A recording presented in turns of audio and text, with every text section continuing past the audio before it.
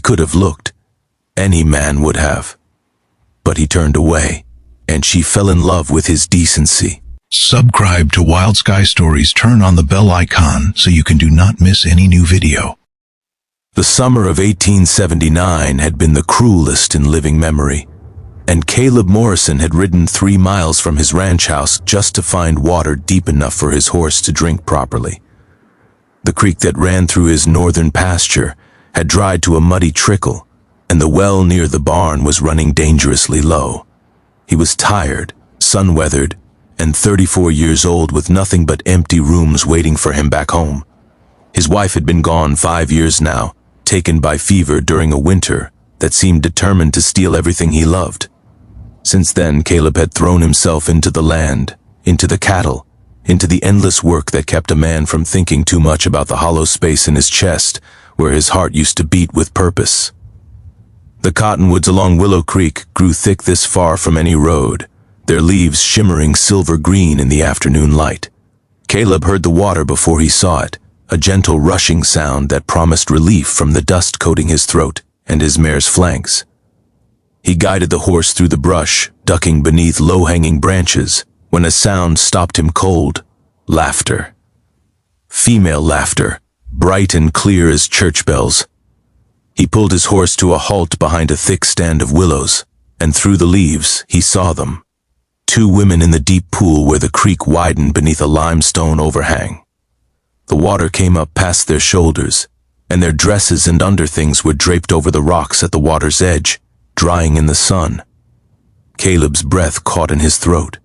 He knew he should turn around. Any decent man would. But before he could move, the younger of the 2 women turned, and their eyes met through the screen of willow branches. She had dark hair that fanned out around her in the water like spilled ink, and eyes the color of honey in sunlight. For a long moment, neither of them moved. Then her lips parted, and she let out a sharp cry of alarm. The older woman spun around, her gray-streaked hair streaming water. She positioned herself protectively in front of the younger one, and her voice rang out fierce and unafraid across the water. "You there! Show yourself and state your intentions, or I'll assume the worst and act accordingly." Caleb dismounted slowly, keeping his hands visible. He stepped out from behind the willows with his hat in his hands, his eyes fixed firmly on the rocky ground. "Begging your pardon, ma'am. I'm Caleb Morrison. I own the ranch east of here. I was just looking for water for my horse. I didn't know anyone was here." There was a long silence, broken only by the gentle murmur of the creek. "Turn around, Mr. Morrison," the older woman commanded. "Face your horse and stay that way until I tell you otherwise." Caleb did as he was told. He heard splashing, the rustle of fabric, and low urgent whispers he couldn't make out. His face burned with embarrassment. In all his years on this land, he'd never encountered another soul this far from the roads. He'd assumed, foolishly, that he was alone in the world. "You can turn around now." He turned to find both women standing on the bank, their dresses damp and clinging but decent. The older woman had positioned herself slightly in front of the younger one, and he could see now the protective fierceness in her posture, the way her hand hovered near her boot where a knife handle was visible. "I'm Martha Holloway," the older woman said. "This is my daughter, Josephine. We're traveling to Sacramento to meet my brother." "You're a long way from any main road," Caleb observed. "We know. Our wagon broke an axle 2 miles west of here. Our horses ran off in the night. We've been walking for 3 days." The younger woman, Josephine, moved to stand beside her mother. Up close, Caleb could see the exhaustion in her face, the blisters visible on her hands, the way her dress hung loose on a frame that had gone too long without proper food. But her eyes, those honey-colored eyes, held a spirit that hadn't been broken by hardship. "You must be hungry," Caleb said. "My ranch isn't far. I can offer you food and shelter while we figure out how to get you where you're going." Martha's eyes narrowed. "And what would you want in return, Mr. Morrison?" "Nothing, ma'am. Just trying to do right by my neighbors, even temporary ones." Josephine spoke for the first time, and her voice was softer than her mother's, gentler, with an accent that spoke of somewhere far from this dusty frontier. "Mother, we haven't eaten since yesterday morning, And Mr. Morrison has kind eyes. Caleb felt something shift in his chest, a feeling he'd thought long dead.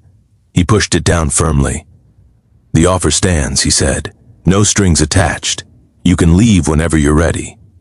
Martha studied him for a long moment, weighing his words against the hard wisdom of a woman who had learned not to trust easily. Finally, she nodded once. We accept, Mr. Morrison, and I thank you. The ranch house felt different with people in it. Caleb hadn't realized how much he'd grown accustomed to silence until the sounds of conversation and movement filled the empty rooms. He gave the women his bedroom and made up a bedroll in the barn, and Martha protested until she saw the dark circles under her daughter's eyes and relented. Over the following days, Caleb found himself rising earlier than necessary, staying up later than wise, finding reasons to be near the house when Josephine was about. She helped with the cooking, despite Martha's insistence that she rest. She fed the chickens and talked to them like old friends. She stood on the porch in the evenings and watched the sun paint the sky in shades of rose and gold. And something in her expression made Caleb's heart ache in ways he'd forgotten it could. On the fourth night, he found her sitting alone on the porch steps, her face turned up to the stars. "Mind if I join you?" he asked. She moved over to make room, and he sat down beside her, careful to keep a proper distance between them. "Your mother's sleeping. Finally, she's been so worried about me that she's worn herself thin. But I think she's starting to trust you. And what about you?" Josephine turned to look at him, and in the moonlight, her eyes seemed to glow. "I trusted you from the beginning, Mr. Morrison." "Caleb," he said. "Please, Caleb." She smiled, and it transformed her face from merely pretty to truly beautiful. "I'm not sure why. Maybe it was the way you looked away when you could have looked your fill. Maybe it was the way you held your hat in your hands like a schoolboy caught in mischief. But I knew somehow that you were a good man. I'm not sure about good. I'm just a man trying to get by. Tell me about your wife." The question caught him off guard. He hadn't spoken of Sarah to anyone in years, but sitting here in the darkness, with this woman who seemed to see straight through to his soul, the words came easier than he expected. Her name was Sarah. She came out here from Ohio with her family when she was 16. I saw her at a barn dance and couldn't speak for a full minute. Just stood there like a fool with my mouth hanging open while she laughed at me. She sounds lovely. She was. Fierce and gentle all at once. She could dress a wound and shoot a coyote and recite poetry in the same afternoon. We had V years together, and I thought we'd have 50 more. What happened? Fever. The winter of 74. I sat with her for 3 days while she burned up from the inside. She made me promise I'd keep living after she was gone, made me swear it. But some days I'm not sure I've kept that promise. Josephine's hand found his in the darkness, her fingers cool against his work-roughened palm. "I think you have," she said quietly. "I think you're still here, still working, still getting up every morning even when it hurts. That's living, Caleb. That's keeping your promise." He looked at their joined hands, at her slender fingers intertwined with his, and felt something crack open inside his chest. It hurt, like blood returning to a frozen limb, but beneath the pain was something else. Something he'd thought he'd never feel again. "Josephine," he started, but she shook her head. "It's late. We should both get some sleep."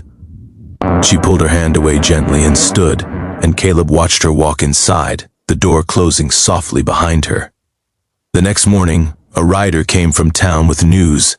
A letter had arrived from Martha Holloway, forwarded from the stage station where they should have passed through a week ago. Caleb rode into town to collect it, and when he returned, he found Martha sitting on the porch with tears streaming down her weathered face. "My brother's dead," she said flatly. "Died 2 weeks ago of a heart ailment. There's nothing for us in Sacramento now. Nothing anywhere." Josephine emerged from the house, her face pale. "What will we do?" Martha shook her head slowly. "I don't know, child. I truly don't know. Caleb stood there in the dust of his yard, holding his hat in his hands, and felt the careful walls he'd built around his heart begin to crumble. "Stay here," he said. "Both of you, stay as long as you need." Martha looked up at him, her eyes red-rimmed but sharp. "Why would you offer such a thing to strangers?" "Because this house has been empty too long. Because I've got more work than one man can handle and more rooms than one man can fill. Because your daughter told me I have kind eyes, and maybe it's time I started living up to that." The weeks turned into months. Martha took over the kitchen and the garden with an efficiency that put Caleb's bachelor attempts to shame. Josephine helped with the lighter ranch work, learning to ride properly, to mend fences, to read the weather and the color of the sky. And somewhere in the middle of it all, Caleb fell in love. He tried not to. He told himself he was too old for her, too broken, too set in his solitary ways. He told himself she was just being kind to the man who had given her family shelter. He told himself 100 sensible things, and none of them made the slightest difference, because Josephine looked at him like he mattered. She listened when he talked about the land, about his hopes for the coming season, about his memories of Sarah. She shared pieces of her own past, stories of a father who had died in the war, of a comfortable life in Virginia that had collapsed with the surrender, of years of genteel poverty that had finally driven them west in search of something new. On a cool evening in late September, they stood together by the corral fence, watching the sun go down. Josephine shivered in the breeze, and before Caleb could think better of it, he shrugged off his jacket and draped it over her shoulders. "Thank you," she said, pulling it close around her. "You're always taking care of us. It's no hardship." She turned to face him, and in the fading light her expression was serious. "Caleb, what do you see when you look at me?" The question hung in the air between them. He could lie, could make some easy answer about gratitude, or companionship. But looking into those honey-colored eyes, he found he couldn't be anything but honest. "I see someone who makes me want to be better than I am. Someone who makes this old house feel like a home again. Someone who scares me half to death because of how much I've come to care for her." Her breath caught, and for a terrible moment, Caleb thought he'd gone too far, said too much. But then her hand came up to touch his face, her palm warm against his weathered cheek. "I was hoping you'd say something like that," she whispered. He kissed her then, gentle and wondering, and she kissed him back with a passion that made his knees go weak. When they finally broke apart, both breathing hard, she was crying and laughing at the same time. "I love you," she said. "I think I've loved you since you stood behind those willows with your hat in your hands, too decent to look where you shouldn't. I love you too. God help me, I do." He asked her to marry him right there by the corral fence, with the stars coming out overhead and his jacket still wrapped around her shoulders. She said yes before he'd finished the question. Martha gave her blessing with tears in her eyes, and a warning that if Caleb ever hurt her daughter, she knew exactly where he slept. They were married in the little church in town, with half the county in attendance. The rancher who had kept to himself for 5 years, who had been whispered about as strange and sad and not quite right, suddenly had a bride on his arm and a smile on his face that the old-timers said they'd never seen before. That night, in the room that had been empty for so long, Caleb held his wife and felt the last of the walls around his heart come down. "I never thought I'd have this again," he said into her hair. "I never thought I'd want to." Josephine traced her fingers along his jaw, his cheekbones, the lines round his eyes. "Sarah would be glad, I think. She wanted you to live." "How do you always know the right thing to say?" "I don't. I just love you. The rest seems to follow from that." Outside, the wind whispered through the cottonwoods, and somewhere in the distance, a coyote called to the moon. The land that had witnessed so much hardship, so much loss, so much solitary grief, seemed to settle into a new kind of peace. Caleb Morrison had stopped short by a creek on a hot summer day, and in that moment of hesitation, of decency, of simple human kindness, he had found his way back to life. He had found his way back to love. And in the morning, when the sun rose over the eastern hills, he would wake with his wife in his arms and know, finally, that he had kept his promise to Sarah after all. He was living, truly living, and the empty rooms of his heart were full at last.